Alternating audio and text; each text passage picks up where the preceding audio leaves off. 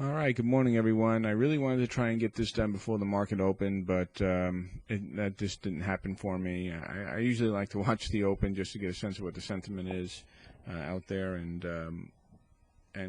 get a feel for where, especially when we're in points like this where I think we could be seeing a reversal develop. But it really doesn't matter because whatever happens in the market in the next half hour is really not going to change my mind. I'm pretty confident with my position, and I'm looking forward to watching it develop. But I did spend a few minutes earlier this morning on The Slope of Hope, which is, of course, a blog by Tim Knight, and I happen to like that blog.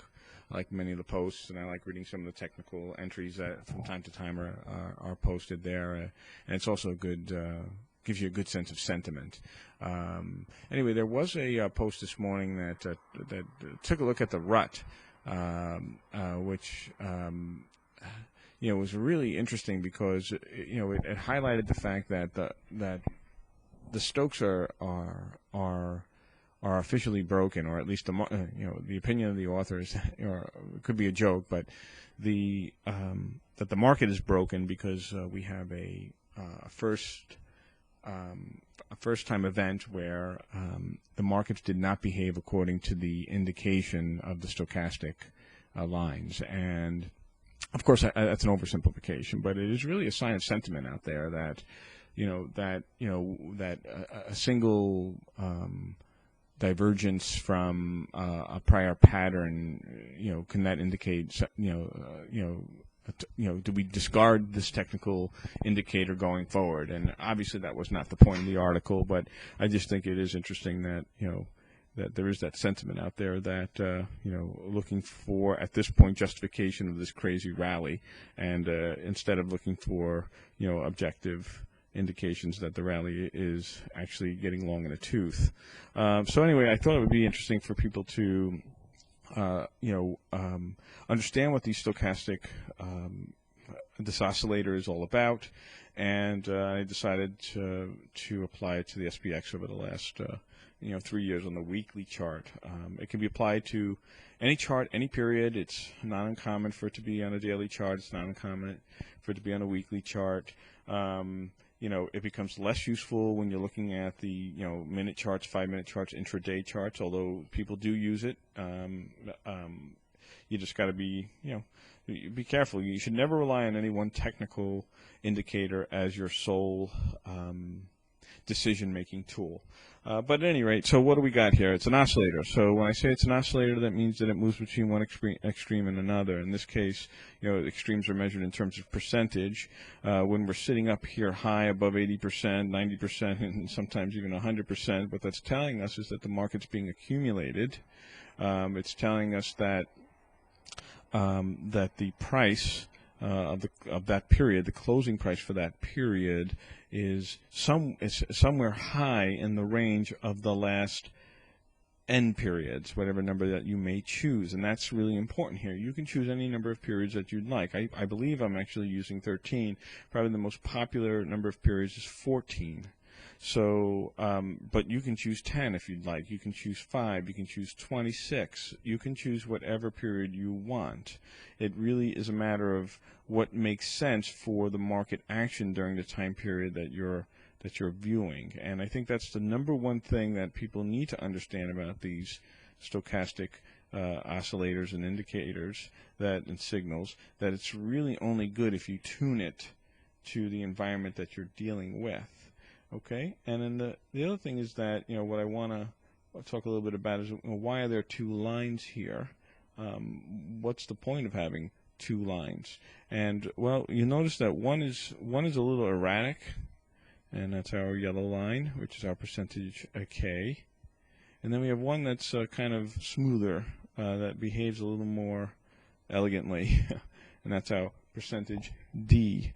And really, percentage D is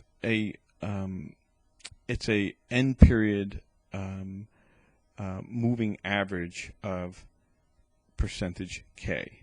And I know that it feels like a first derivative for many of us, but You can think of it that way if you'd like.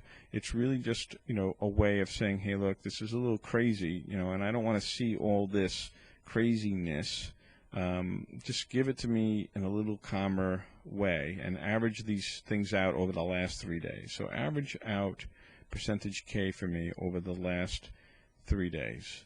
And by doing, and I'm sorry, I keep saying day, and of course I mean period. And by doing this, what that allows us to do is now have the ability to observe when we have crosses where we have percentage K crossing through percentage D, and we can observe what happens to the price when those events do occur. So when we have this event, a crossover, we note that the prices go from a local high and they reverse direction and we go to a low. And correspondingly, our stochastic oscillator oscillates from a very high overbought level down to a very low oversold level. And when we get to these extremes, and then we see crosses again in the opposite direction, that's usually an indication that we're going to see reversal in the price. Okay, now these are very cool by themselves. Again, you cannot rely on them by themselves. You need to apply lots of other things, lots of other technical facts to the picture. For example, notice how, look how this crossed, and I'm looking at this, for the first time. Notice how this crosses when we're at an extreme and we have a cross.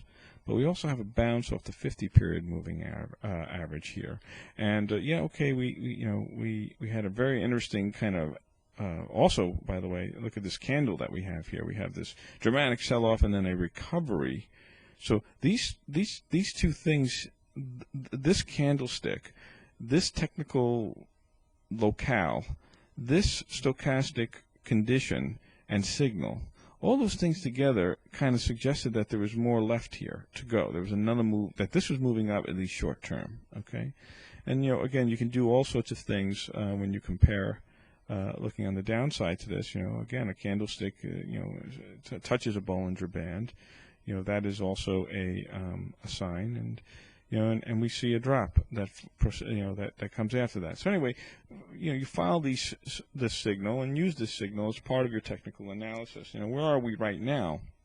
I think there was a lot of concern that, hey, wait a second, Dave, look, we crossed down through, K dropped through D, yet price continued to go up. It's broken. The market's broken. You can't trust anything anymore, and the fact of the matter is, it is disgusting, but it's funny as hell too. I mean, this is the market. This is the world we live in right now. That's happened a couple of times. This is not the first time that we had, piercings that did not lead to a corrective move, at least not right away. What I can tell you is that, judging from action that I'm seeing right now, we are headed for a 3 to 4 week correction. Look at the RSI here. We are touching the highest levels that we have ever been at in RSI in this entire period, and that includes the top of that bull market. When you look at how extremely overbought we are, this market is so overdue for a correction. We're approaching this 200 period. Are we ready to cross a 200 period moving average on the weekly? I mean, even if you're the biggest bull on the planet, are you telling me that we're ready for a major bull market? I think it's absolutely ludicrous, and I think the signals are very clear here. We are in for a massive correction. We are in for a 50% retracement of this rally at a minimum, potentially testing these lows. It really depends on political climate, world economies, all sorts of things. I'm not smart enough to know what's going to trigger it, but it is set up at this point. So anyway, that's the skinny. I hope you guys do well with this. I hope you learned something about stochastics. I thought it was a good exercise. I want to thank Tim Knight and his blog for giving me the motivation to do this. Thanks.